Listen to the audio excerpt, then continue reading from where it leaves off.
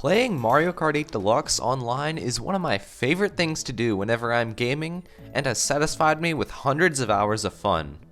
However, if you want to win, then you're going to have to know the ins and outs of a few shortcuts. There aren't very many complicated ones that are necessary in order to win, unless you count the Piranha Plant Slide Fence Clip shortcut to be required. This video will cover the 150cc shortcuts that I think you need to know. And without further ado, let's jump right into this video.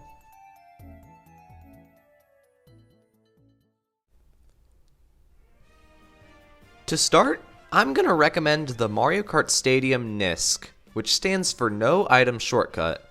To approach it, I usually like to drift wide so that getting an Ultra Mini Turbo is much easier. Once you're in the off-road, hop around the turn and back onto the road and you're good. I wouldn't worry about the two other shortcuts ahead since they don't really pay off to do online. What I would recommend is the ending shortcut. To do this one, you're going to want to perfectly align yourself and shroom into the area between the pipe and the wall.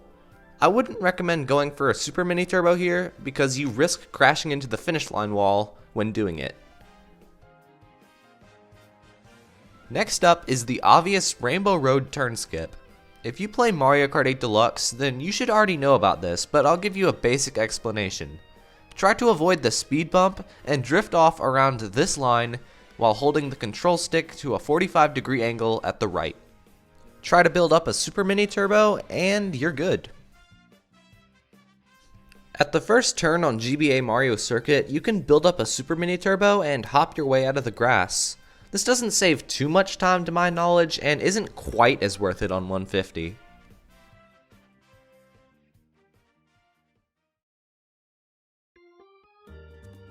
In my opinion, this is one of the hardest NISCs in the game to master.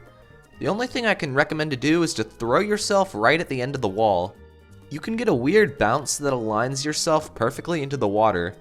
You're going to want to watch out for the bush as it does have hit detection, and don't try to shroom over the wall. This is probably the simplest NISC in the entire game. Just Mini Turbo off the elevated lump of ground and hop. For the only useful shortcut on Music Park, I like to brake when approaching the cut and only trick on the drum, not the little ramp. Then I like to try to hop over a short bit of off-road for some easy speed.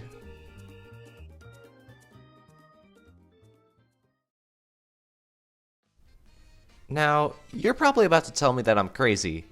No, I'm not talking about that one. I'm talking about this one. It's definitely harder on 150, as are a lot of other shortcuts in the game. If you time your hop correctly with a Super Mini Turbo, you can instantly start drifting and keep all your speed. The Ice Outpost intended shortcuts are probably some of the hardest in the game, seeing as the path to take them is way too skinny. Personally, I only take the first one and forget about the second one, as I feel it's not really worth it. The last shortcut is probably the most useful, since you can occasionally steal wins using it. I find it unusually hard to get the second trick, however, so ultimately, I recommend taking the first one and the third one. The second one can be done if you choose, but don't feel pressured to. The Hyrule Circuit NISC is another one of the weirdest shortcuts to master. This can play out in two different ways depending on how you align yourself. Number one is a high jump that clears the entire off-road section and saves a decent amount of time. Number two is a failure to gain air and having to hop out of the off-road. And there's even an additional way. You can use the time trial world record strat, but that's significantly harder and doesn't save quite as much time in an online race.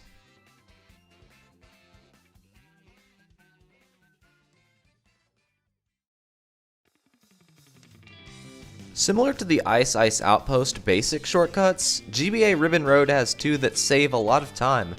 There isn't much to say here except approach it at an angle where you can just drive completely straight and try not to fall off the track. The final two shortcuts for this video take place on what else besides Big Blue. First up, we have the 150cc version of the Ultra, which just involves driving back onto the track. Similar to the Rainbow Road cut. The only thing to remember here is to take the right path and charge up a Super Mini Turbo on your way down. The second cut on this track takes place at the very end on the green path.